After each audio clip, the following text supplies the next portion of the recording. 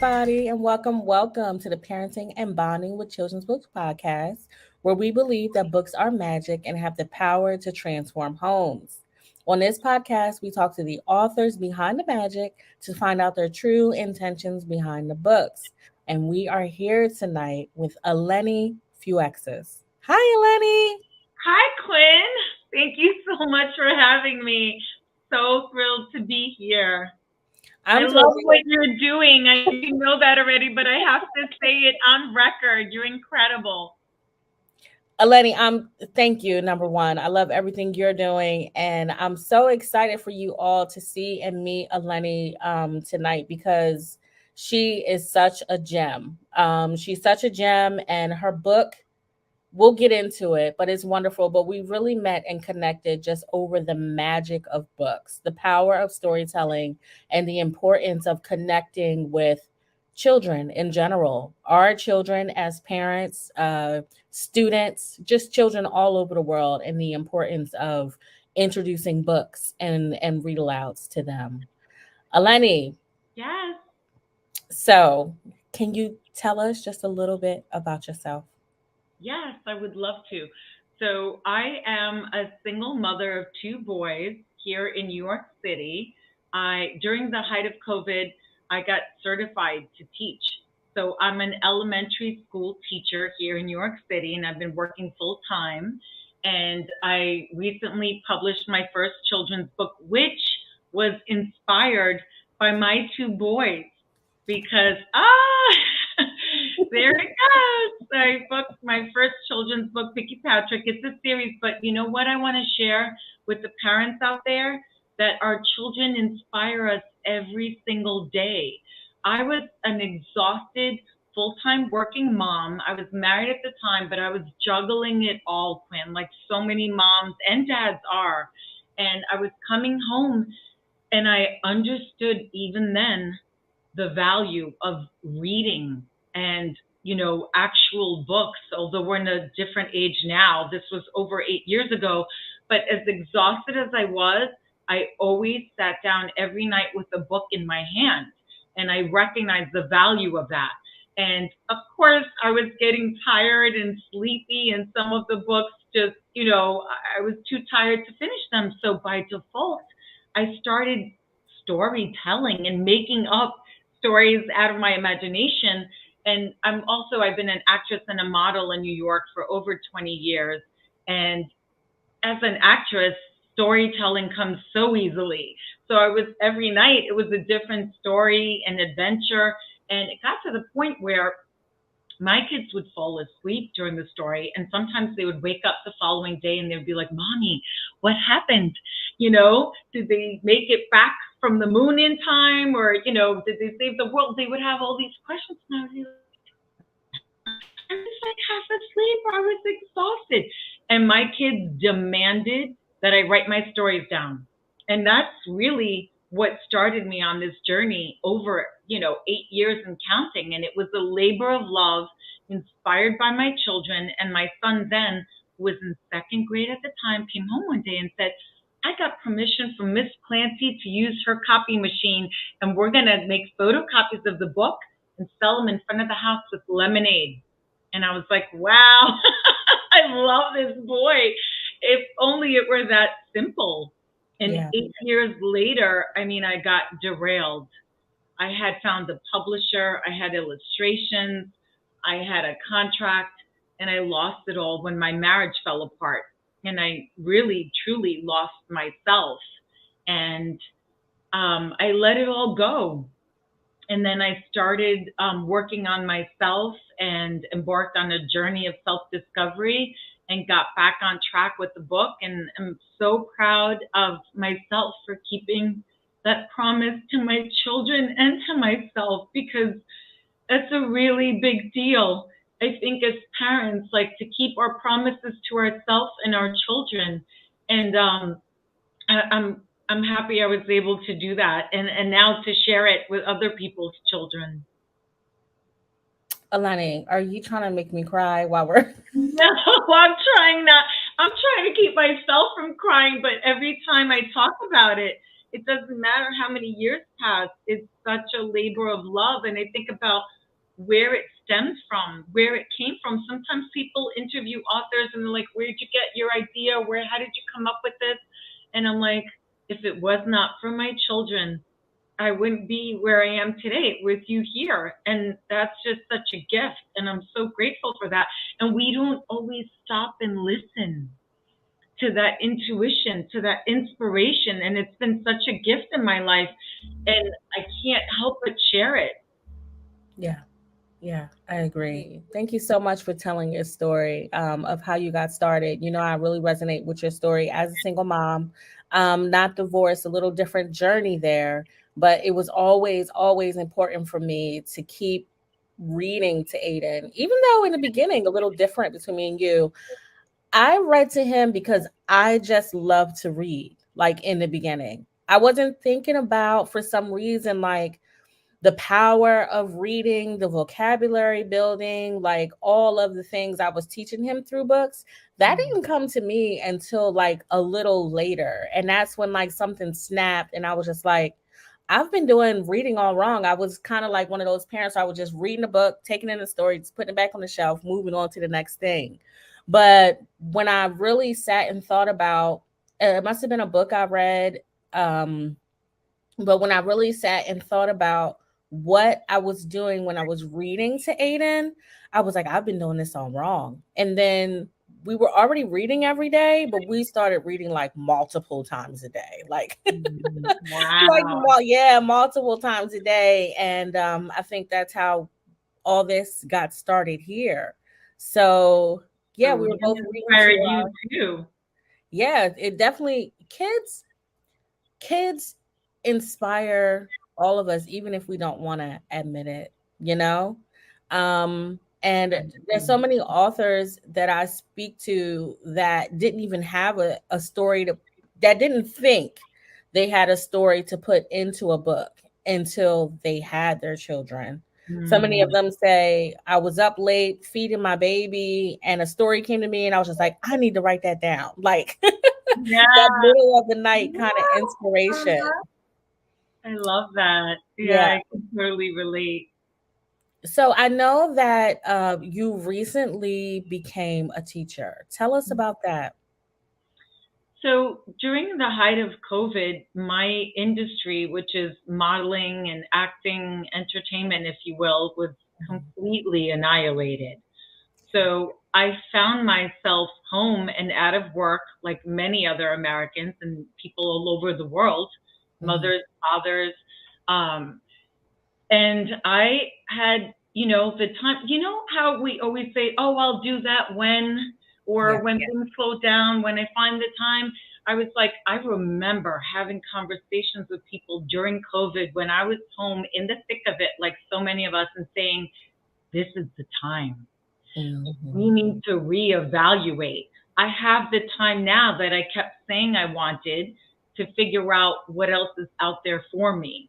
Mhm. And I had friends and family who were reaching out to me and saying, there's a huge, when schools did start getting back up and running, when I was home, I was doing self education and taking seminars and anything and everything you could imagine, different courses Mhm. certifications. And then when the schools opened up again and they were slowly going back into the learning, I had people that reached out to me and said, there's a huge demand for teachers. Like they're in, it's, there's a dire need out there. So I said, okay, let me look into it. And then I said, the application process was kind of long and painstaking. And I was like, no, I need to do this. I need to see it through because I really wanted to give back to Mhm. my community and to kids because I knew they were struggling and there were teachers who were sick and retiring or couldn't go back or passed away, whatever the case was. I was like, I need to step up and do my part. That's what a community is. And I'm Yeah. like, I'm part of a community. I need to serve and give back to my community. I really felt that deep in my heart. So I got certified and I was thrown into the classroom. They rushed everything, the processing in New York. There's fingerprinting and background checks and stuff like that. and they did a rapid, processing just to get the teachers out there more quickly. So overnight, it felt like it was overnight, literally from the time that I applied and got certified, that I was in the classroom. And it was definitely very challenging, but it's been one of the most rewarding things I've ever done, for sure. And it was a great opportunity once my book actually did get published to kind of take it for a test drive, if you will, and start sharing it with my students and just seeing the responses and the impact. And that has been like incredible, really. So I know that we talked before. So for those of you that are watching from home, or if you're just listening to the audio, I want to put a disclaimer out there that I've talked to Eleni at length before we even came on the screen. And so I know a bit more of her story than you guys do. And I consider that a treat. Aww. So I As well. you told me a story about when you first started trying to read your book in schools, and just kind of like the reaction from teachers, maybe students who had never been read to in the classroom before. Mhm. Can you speak a bit about that? Yes, of course. I realized quickly that in some of the lower grades, so I teach in elementary school, you have to keep in mind in New York, it's different, everywhere in the world, and even within our country, different states had, kids out for different periods. But in New York, we lost almost 2 full years of instruction and learning and developing and socialization. So I was in some of the lower grades, and I was, I was picking up books, and I was saying, "Oh, has your teacher?" So I'm covering for the teacher as a sub, and I would say, "Oh, it's your," I didn't want to repeat a lot of the books. Sometimes the teacher has read a book so many times, and the kids are like, "Oh, we've heard that one 100 times." So I was like just picking up books and asking, "Oh, has your teacher read this to you?" And I was realizing that in some of the classrooms, they had never been read to. Um, in some cases, not by their parents, not by their teachers. Now, of course, we know we're living in a digital age, and there are smart boards and devices and iPads and laptops and all these things in the classroom. But I was just, honestly, I was stunned. I was speechless. I didn't realize that some of these kids had never been read to, and it just made me upset and disheartened, and I took it personally. I was like, it's going to become my mission to read to as many children and as many classes, as many schools across the country. I literally just got back from Montana, so I say that literally, not just figuratively.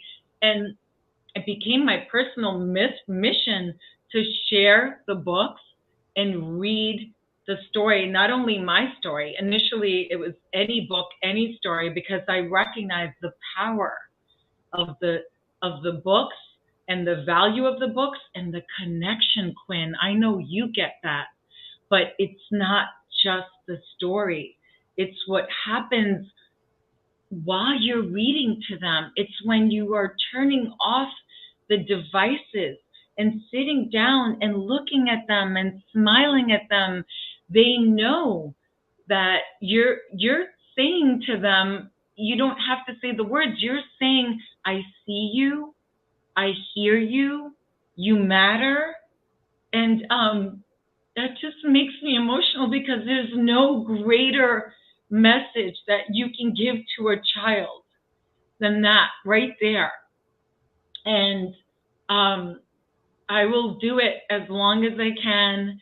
And it's become my mission to reignite storytelling in schools, because we're relying so much on the smart boards and the devices. I'll walk into a classroom, Quinn, and the teacher will say to me, "Okay, here's the flow for the day. Here are the lessons. They're all on the board." I could go into the classroom and just hit one tab after another. Sometimes in the lower grades, you have 13 open tabs on a smart board. And that's the flow of the day and all the lessons. And I could do that, but I choose not to. They know me. I'm like little Miss Read Aloud, or So if they call me, I choose to read to the kids.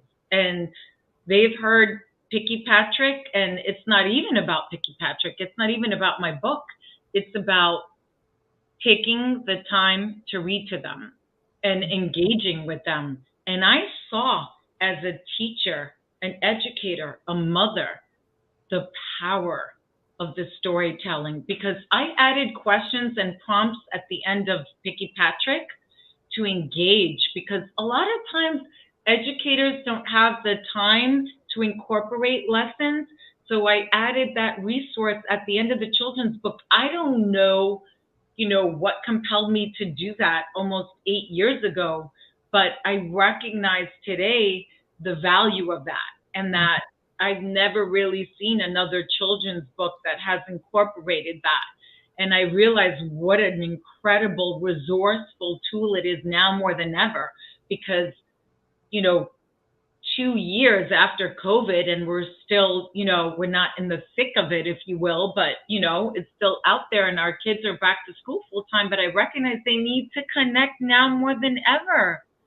We need to turn off the devices now more than ever.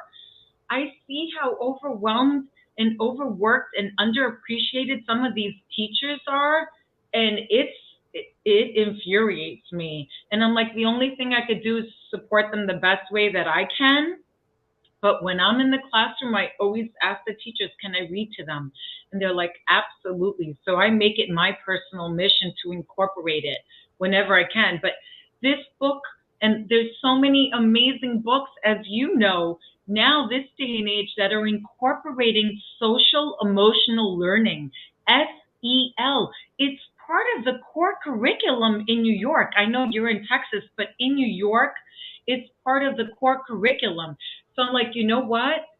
I walk into classrooms and I see SEL as part of the flow of the day, part of the curriculum that I'm supposed to incorporate. And I'm like, I know that my book is incorporating those values. And I'm like, wow, it's really validating, because I'm like, okay, they're getting the entertainment. They're getting the quality time with their classmates and with me. And they're getting, there's opposites in my book. There's animal recognition. There's all those wonderful entertaining things. But then what it's really teaching is the social emotional learning, which is self-awareness. It's, self-esteem. It's, topics like friendship, inclusivity, tolerance. You cannot walk into a first grade classroom or a kindergarten class or even a third grade class and say, okay, my name is Miss Fuiaxis. I'm going to teach you about inclusivity and tolerance today. I mean, they will be checked out before you could even say recess.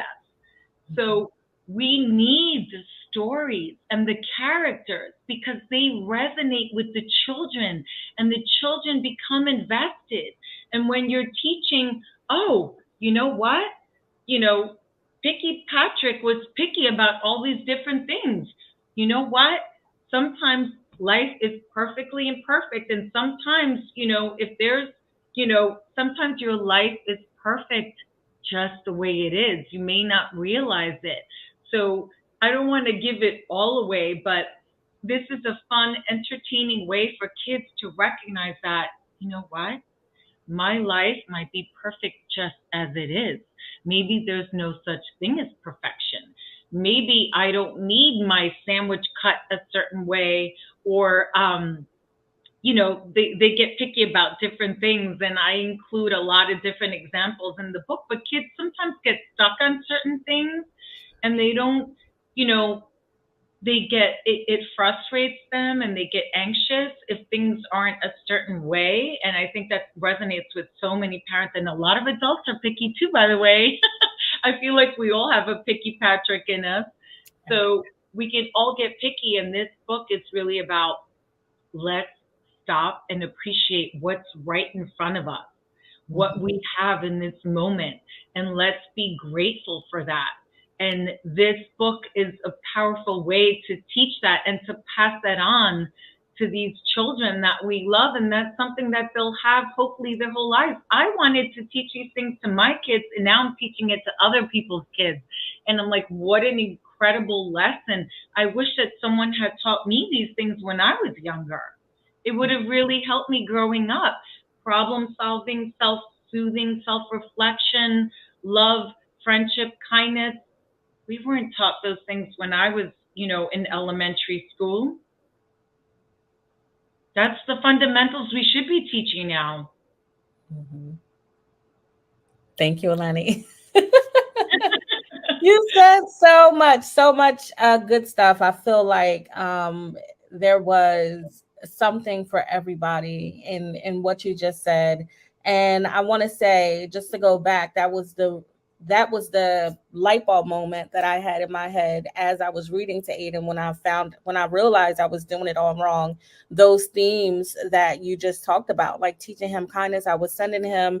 If you guys listen to the show, you've heard this time and time again. I'm so sorry about that, but I was going to school with post-it notes. Like I love every it. day had a Yep. post-it note. And I was like, I'm going to remind him of the importance of kindness on Monday. On Tuesday, I'm Mhm. going to remind him that Jesus loves him. On Wednesday, I'm going to remind him to be a good friend. And then I think I started to work with a company that like sold books. And so I was working with parents to help them find books. And they started to say, do you have a book that'll help me teach my kid empathy? And I'm like, So they kept asking me for these books that would help their Yeah. children do certain things. And I'm like, I don't even know that I picked up or that I made the connection in my head at the time that I should have been using these books to do this, unless they were like what people call like a preachy book. Like you can tell that the author is trying to teach a kid something, and they can sometimes be a little less interesting. But books that have a clear storyline, Right.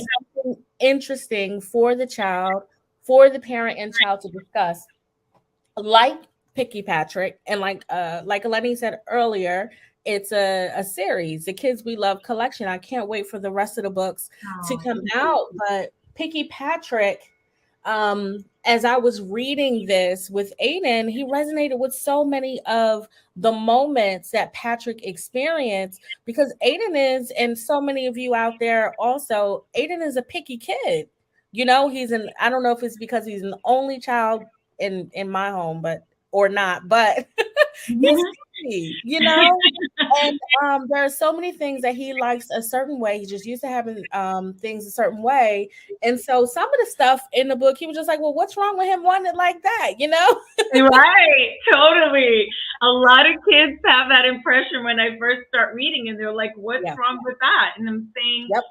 yeah, we got to read on and see. And it's incredible because, initially when I wrote it, I wasn't sure. I'm like, oh, the kid's going to get it? Are they going to understand it? Let me tell you, Quinn, boy, Hmm. do they get it. Better than adults sometimes. I'm not even kidding when I say that. They understand the story. They walk away with the values. I've had a first grader say to me after a read aloud of Picky Patrick, she's like, "Oh, I love the story," and I'm like, "Thank you." And I said, "What did you love about it?" And she said, "I understand people's feelings better now." And I Wow. was just like, "Wow." Mind blown. Like Hmm. that was just mind blowing and validating and so emotional because I was like, wow. And she said, I understand life better now. She said, I can tell you're really proud that you wrote your book. And I was just like, where is this coming from? This is unbelievable. It was Yeah. so beautiful. And just time and time again, recently I read it to a kindergarten class Hmm. and we read it in the morning, Quinn, because I was substitute teaching Hmm. kindergarten. I read it in the morning. We put it away. The kids seemed to love it. And then afternoon rolls around and we were coloring. And all of a sudden, one of the little girls got very upset. She was very emotional. She could barely speak and she was shaking. She couldn't get any words out. And I'm like, I didn't see anybody touch her or like, what happened? What did I miss? And I was trying to get her to just breathe and calm down. And then she started explaining she was upset that she colored outside the lines and it Hmm. wasn't perfect. And of course, it's kindergarten. I mean, they're barely like 5, 6 years old. So I understand, that it's so upsetting to them, profoundly upsetting. And then before I could even say a word, one of the boys in the class said to her, "You know what?" He said, "Remember Picky Patrick? It doesn't have to be perfect." And then I was just like, wow. And then she was like, "Oh, right." And then she wiped her tears away and sat down and finished coloring her sombrero. It was like for Cinco de Mayo or something. And I was like, wow, that Wow. was amazing. I was like, case in point, he just took the story, took one of the many lessons in this story because it's very layered. My brother said to me, he has 3 girls under the age of 5, and he said to me, "Eleni, every time we read it, we get something else out of it." He said, "I get something else out of it." And he said, "And I'm a grown man and I'm a father." And I was like, wow, I love that. I love that. So this really resonated with the children, and they had the ability to recall the story, recall the lesson, and share it. And then it just nipped those tears right in the bud, and she was able to say, "Oh, okay," and brush it off and go on. And I was like, that's powerful. This Mhm. is so powerful. It could keep me going and going and going, and I will just keep reading it and sharing it if it's the last thing I do, because if someone had told me that when I was at that young age, that's what I keep going back to. And it's something I share now with my boys, but they're teenagers. And this was something I realized I wanted to share with them and impress upon them when they were younger, that you have to love yourself. When you learn to love yourself, you can tolerate other people. You'll be more inclusive. You'll have a grateful heart. These things are, lessons that will just keep serving you throughout your lifetime. And the earlier you learn them, the more profound they will be. And it multiplies. I see that people are sharing the stories and the lessons amongst themselves, and that's such a powerful thing. Mhm. What greater reward as a mother, as an educator, and an author to see that these children are sharing the story and the characters to solve their problem or make their day better or wipe those tears away. Yeah, exactly. Thank you, Eleni. I know we only have a few minutes left, but I just wanted to talk to you guys about how powerful Eleni's book can be in the home as well as in the classroom, as you've heard. We talk about the engage method. We've been talking about lately in the group and on the show, which is our powerful tips for an engaging story time. And there are so many ways to use this book to align with the engage method.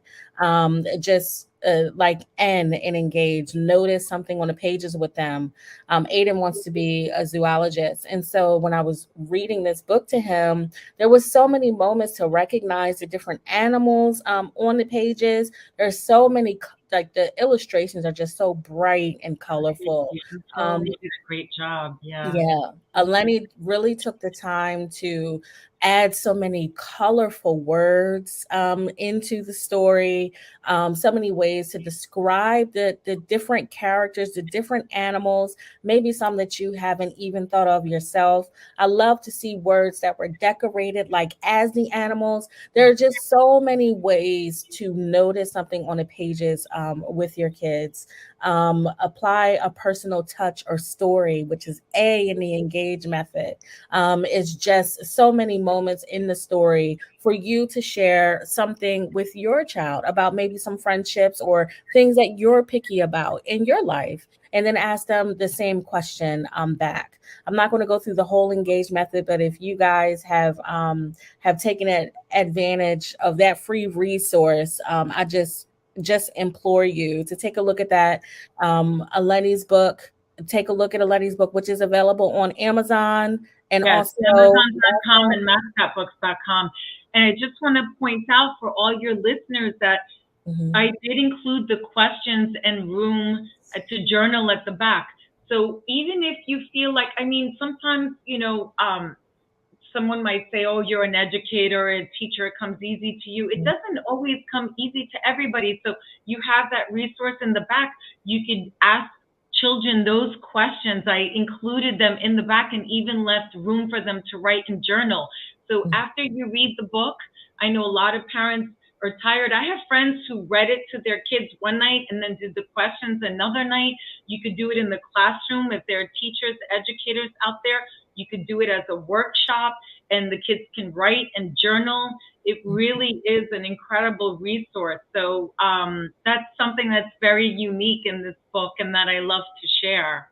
Yeah, thank you. Thank you so much for that. We talk about the importance, the importance of the discussion that comes with the book as well.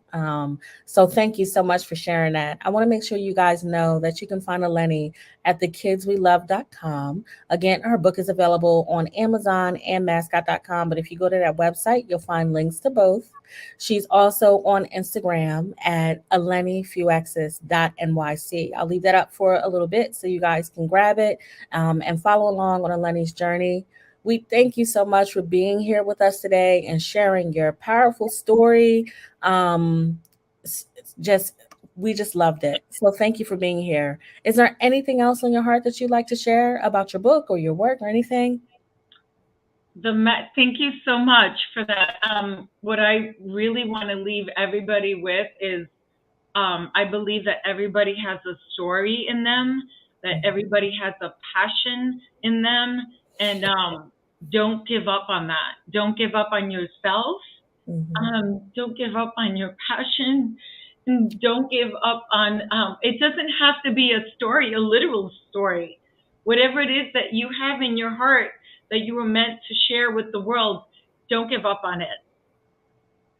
Thank you, Eleni. I think Eleni's going to leave us all in tears tonight. So. Oh my gosh, I can't quit. I tried. It was going to be hard to keep a dry eye, but thank you so much for having me and thank you for what you're doing. Thank you. Thank you for what you're doing. We appreciate you being here. Guys, thanks for watching. If you have any questions, leave them in the comments. Find Eleni online. We thank you for being here. And everybody have a great night. Bye. Bye.